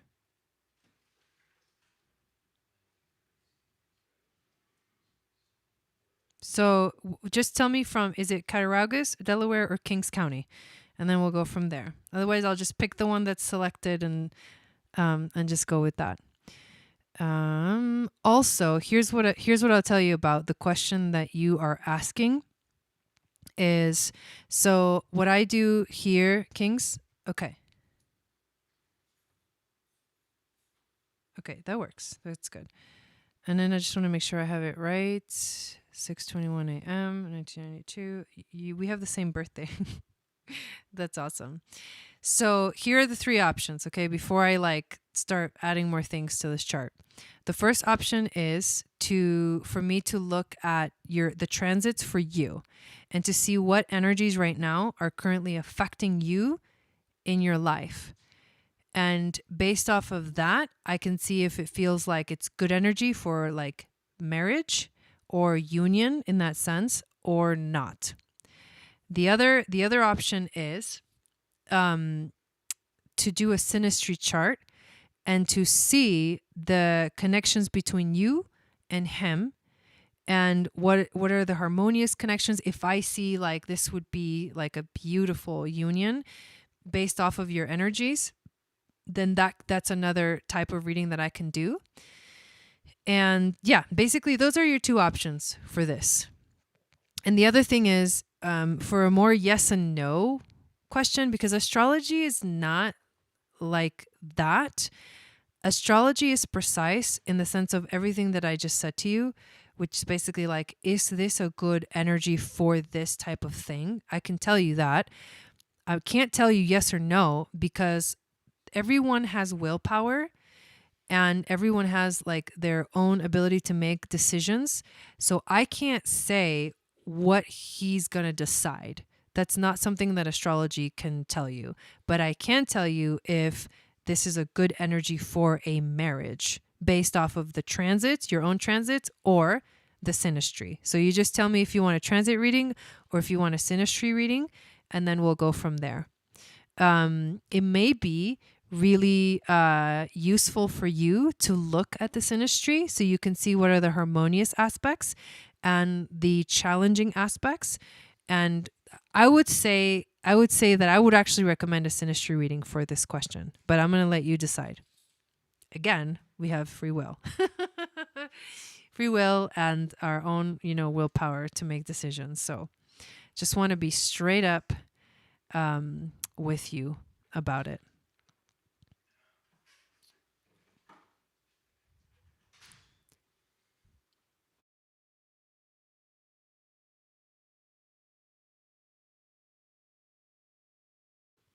All right, let's do a synastry reading. Okay, so let's pull up his chart. Osman. Oops, did not spell that right. And then his birthday is September 25th, 1990. And I want to know if we'll reconcile and get married. Yes, the birthday's mine. Coney Island. Okay, got it. Do you know his time of birth, and do you know where he was born? Because that's also something that I need to know. I didn't actually look to see if you had put that information in here.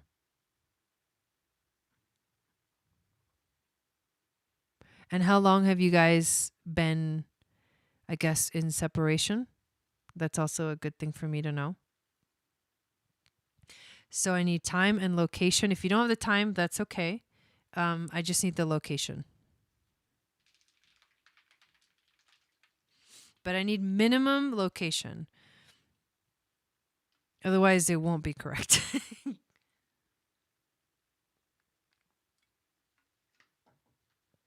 Okay. Lahore.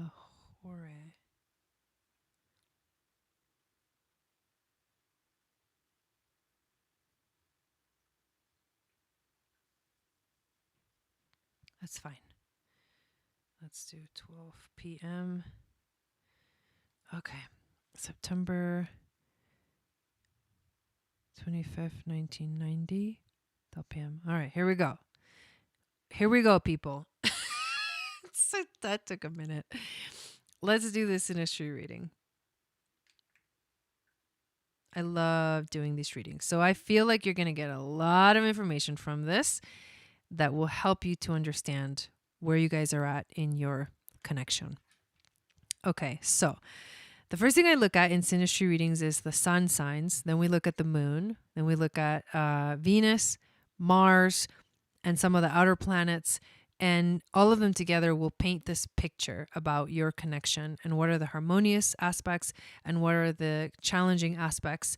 And if there's and I can give you my ultimate sort of if I was going to give it a grade or something, I don't think that's the right way to put it. But if I was going to tell you whether this is a really powerful connection or whether it's too challenging and it will just create too many obstacles and it's not something that can last, I can tell you that too. So let's take a look at, first of all, the sun. So you are sun in Gemini and he is sun in Libra. These energies are making a trine. So in astrology, this is actually a very harmonious connection. So you guys instinctively understand each other because Gemini and Libra are both air signs. So you're both air signs trining each other's suns, which means that you feel like you understand each other at a deep level. That's a harmonious aspect. So that's the very first thing, is a positive connection. The moon. You have moon in Cancer. He has moon in fire. These are very different energies. You desire home, family, connection, nurturing. He desires a lot more freedom. He needs a lot more space and he needs a lot more freedom to be able to feel like he can actually commit. Sagittarius is not a very committed sign. Just straight up, Sagittariuses have a really hard time committing. And unless they can, within the relationship, have the freedom that they need and desire within themselves to feel like they can stay here in this place at this time with this person or whatever for a long time, they won't commit. They'll have a very hard time committing. So he desires freedom. He desires to explore. He has a very, spirit that is free and wants to be and meet new people and expand and always continue to grow. For you, you're much more attached.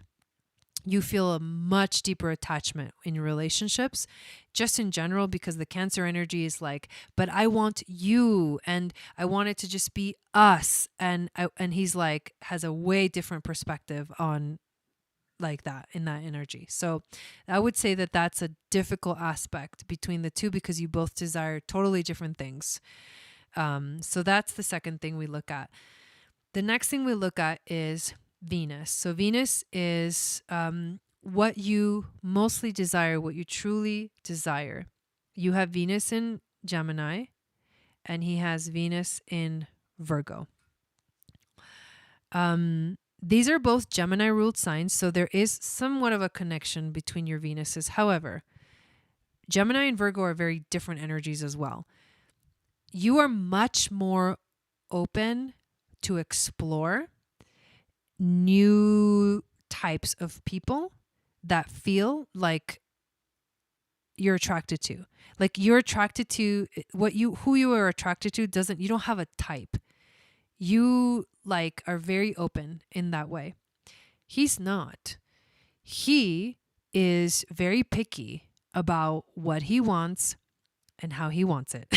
And if it doesn't come out that way, there's going to be conflict. Sometimes Venus and Virgo can get too picky about little things, little tiny details, and they can get like turned off and like very quickly because something doesn't feel right, and that's just natural Virgo thing, but that's something that can clash because you're much more open. You're like, I'm good. Like, I'm good. I'm open. Like, I'm flexible. Virgo is not that flexible. So that can be a challenging aspect to experience. How you take action on those goals is your Mars. You have Mars in Aries. So you're a go-getter. You go for it. Nothing stops you. You don't like, you're like, that's what I want and I'm going to go get it. Okay. And that makes you a very forceful energy in terms of your approach to romance and love. He has Mars in Gemini. So he is much more flexible. He is much more mental, logical. Taking action for him has to have some kind of mental stimulation, and that helps him to connect. Here's something that's really harmonious is that his Mars is exactly conjunct your Venus at 10 degrees.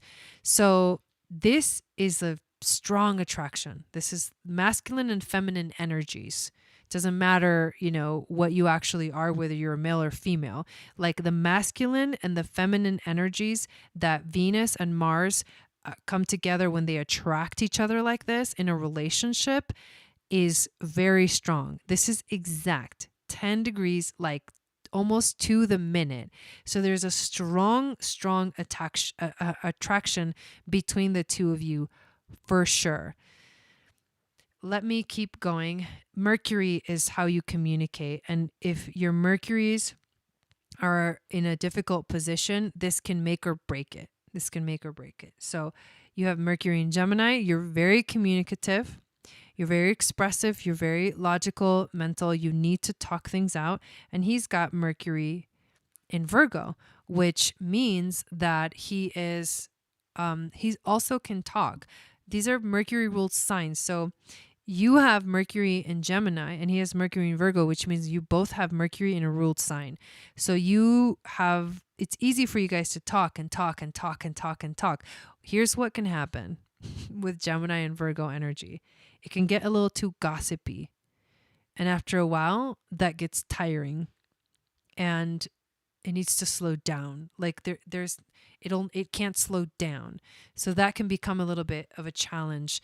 But you guys do understand each other very well in terms of communication, and you can communicate if you're both Mercury ruled energies within the communication realm. So I feel like that's also a harmonious thing.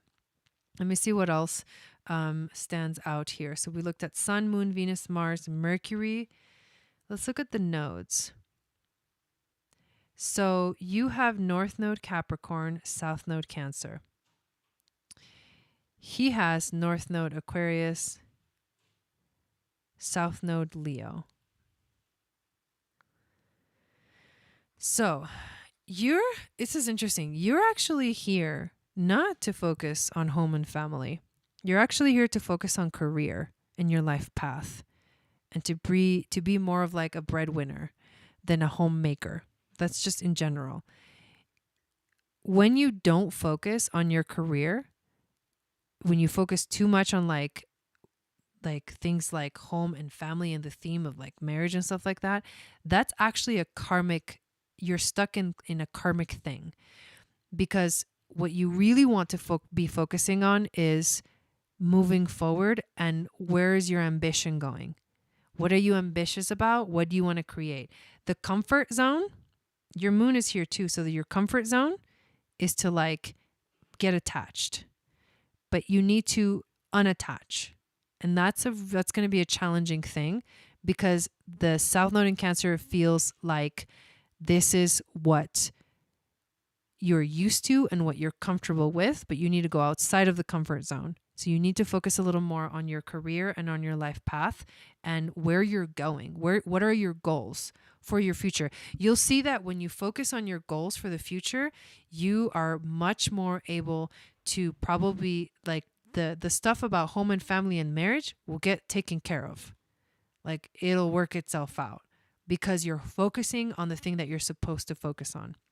For him, with North Node in Aquarius, you know, in the past, he can be a little self-centered. He can be a little childish. That's his negative, like that's his toxic energy coming through. But what he's really here to do is he's really here to help humanity. He also, similarly, he has a mission to help the people and to work with the people and to like be more of a rebel, which is kind of funny, but me more of the kind of spirit. His moon in Sag and his North Node in Aquarius are going to make him like very unique and a very unique way of like approaching the world. But if he gets too stuck in his like self-image and in like, I'm the most important thing here, then that's him being in his toxic energy and not focusing on what he came here to do, which is to work, collaborate with people and to share his gifts with the world, with like everyone. He also came here to take more risks in life. And you also came here to, to focus on relationships as well, but more of a business type of relationship than a romantic one. That's another thing. But relationships is a big focus for you in general. But I would say with the North Node in Capricorn in the 7th house, it's more business related. And for him with the North Node in Aquarius in the 8th, it's more about taking risks and like being unique and being like a little revolutionary. So he may be a little rebel at heart as well, which makes him more difficult to commit.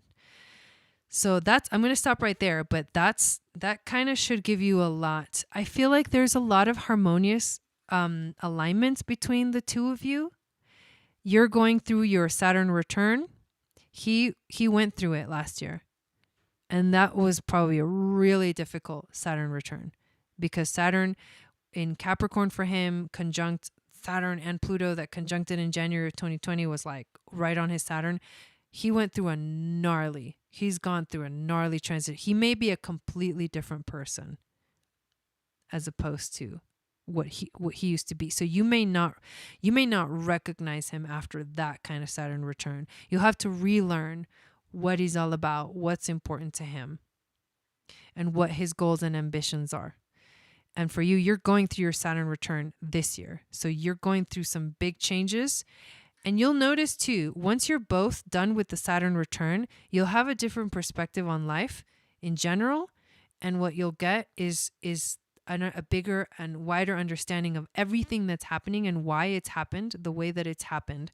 And then from there, you'll be able to make a more mature decision about, life, marriage, relationships, etc., all those things. So I'm going to leave it right there. I hope that gave you some insight. I'm pretty sure it did.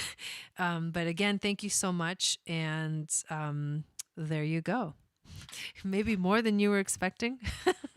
I know I kind of went off on that one. I'm having a lot of fun tonight, you guys. I know these are like way longer than normal, but I'm really enjoying myself. We've been here for 2 hours now. And Dawn, if you're still awake, let us know in the chat. If not, we'll do your reading next time. But again, thank you everybody so much for being here. I really, truly appreciate every single one of you for your support.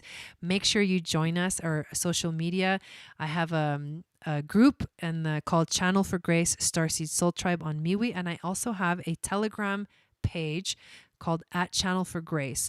And I love both of those platforms. You can join. I would recommend you join both of them, and also download my free moon astrology guide, which will tell you what your psychic gifts are based off of your moon sign. And then you'll get into my email list, which is the best way to stay in contact with me and everything that I offer, all of my readings, all of my offerings, new products. There's new products coming out for my Etsy shop that I'm super excited about. And I'm always doing new things. So to stay connected, that's the best way to do that.